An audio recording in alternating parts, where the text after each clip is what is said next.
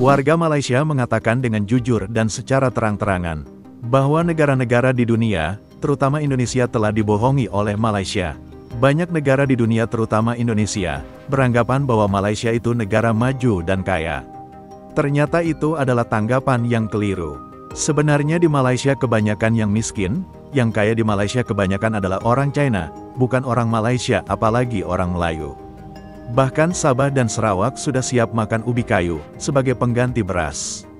Malaysia itu lagi dilanda krisis pangan dan ekonomi. Berhentilah membohongi dunia dengan slogan sebagai negara paling kaya dan maju, kita malu sama mereka, begitulah ujarnya. Untuk lebih lengkapnya, langsung saja kita simak cuplikan videonya sampai selesai.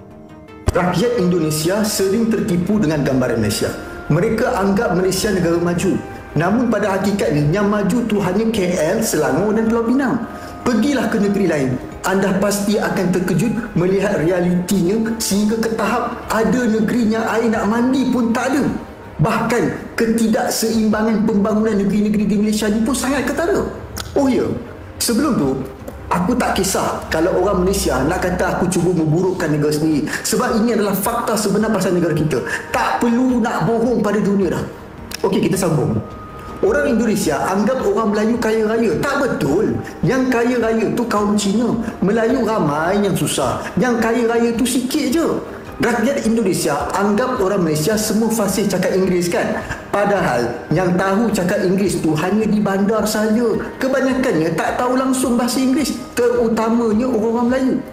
Rakyat Indonesia anggap pengangkutan Malaysia ni moden. Ada LRT, monorail bagan, tapi itu semua di KL Selangor saja. Dan pernah tengok jalan di negeri Sabah Sarawak? Tercirit kau nanti. Rakyat Malaysia yang tonton video ni pasti marah kan? Tapi marah macam mana pun, jauh di lubuk hati anda akur ke semua poin yang saya kemukakan ini kan? Daripada kita tipu dunia luar, lebih baik kita tonjolkan wajah sebenar negara kita supaya orang politik, tak kira kerajaan atau pembangkang, akan buat kerja lebih keras untuk membaiki negara ini. Mereka perlu dijentik supaya bekerja lebih keras. Setuju? Saya melihat kenyataan itu sebagai satu kenyataan yang menyedihkan, pathetic, janggal, awkward dan tidak bertanggungjawab, irresponsible. Apatah lagi rakyat Malaysia akan berhari raya dalam masa 3 hari ke hadapan ini. Mencadangkan ubi kayu mengganti beras sebagai makanan ruji Malaysia adalah satu saranan yang tidak bertanggungjawab. Apatah lagi datang daripada kepimpinan tinggi kerajaan Madani yang ada pada ketika ini. Masalah kita pada ketika ini adalah masalah beras putih tempatan yang tidak diperolehi, didapati di pasaran tempatan. Ini adalah kerana tindak tanduk kerajaan yang menaikkan harga beras putih import daripada luar dan tidak mengambil langkah dan tindakan terhadap harga sekatan ataupun maximum pricing terhadap beras putih tempatan, iaitu pada kadar RM2.60 1 kilogram. Dasar dan pendekatan inilah yang menjadikan beras putih tempatan tidak diperolehi, tidak mudah diperoleh di pasaran tempatan. Dan cadangan untuk rakyat Malaysia mengalihkan makanan ruji beras ini kepada ubi kayu adalah satu kenyataan yang tidak bertanggungjawab. Kami yang berada di Sabah ini, beras merupakan makanan utama dan ubi sekadar makanan sampingan pun kalau ada. Jadi membuat kenyataan bahawa rakyat di Sarawak bersedia untuk makan ubi instead of rice adalah satu kenyataan yang perlu dikaji secara mendalam. Inilah image dan juga kualiti kepimpinan negara yang ada pada ketika ini. Rakyat di bawah sana marah kalau kita tengok media sosial sejak 2 jam yang lalu ini begitu marah dan seolah-olah kebijaksanaan mereka dihina, diperkecilkan dengan kenyataan begitu.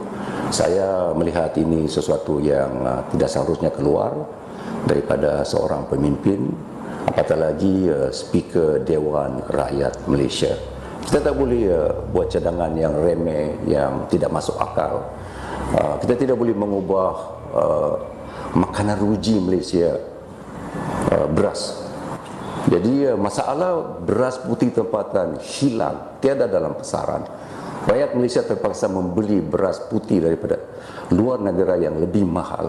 Yang itu perlu ditangani dan diambil tindakan melalui dasar dan pendekatan yang perlu diolah oleh kerajaan. You cannot simply change makanan ruji, beras, nasi yang dimakan oleh rakyat Malaysia. Jadi mengalih kepada ubi kayu tidak menyelesaikan masalah kekurangan beras putih tempatan. Hadiah Tahun Baru 2024 Kerajaan Madani kena lipat, kata Malaysia jadi negara pertama hapuskan kemiskinan tegam mulai 1 Januari tahun 2024. Tarif elektrik 1.2 juta isi rumah naik antara 4.2 hingga 612 RM32. Harga ayam naik 10.5 ringgit sekilo, kenaikan 1.1 ringgit. Cukai perkhidmatan naik dari 6% kepada 8%. Kadar cukai harta naik 40 hingga 50%. Harga minyak masak, gula, beras, sayur terus naik. Barang nilai rendah dalam talian dikenakan cukai 10%. Pasaran saham terus merudum. Ringgit menjunam sepanjang tahun 2023.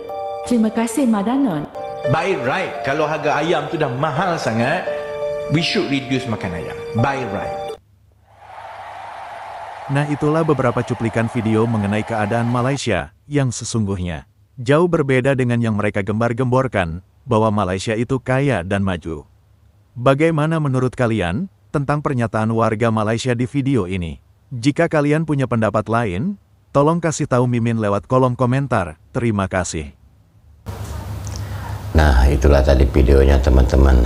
Dan itulah keadaan Malaysia sekarang ini teman-teman. Rakyat Malaysia sekarang lagi kesusahan karena sangat sulitnya untuk mendapatkan beras begitu. Sehingga mereka harus rela singkong sebagai makanan pokok begitu teman-teman.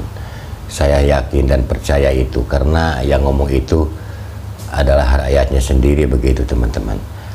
Nah, alhamdulillah Indonesia walaupun sangat susah tapi belum pernah ubi kayu dijadikan sebagai makanan pokok begitu teman-teman.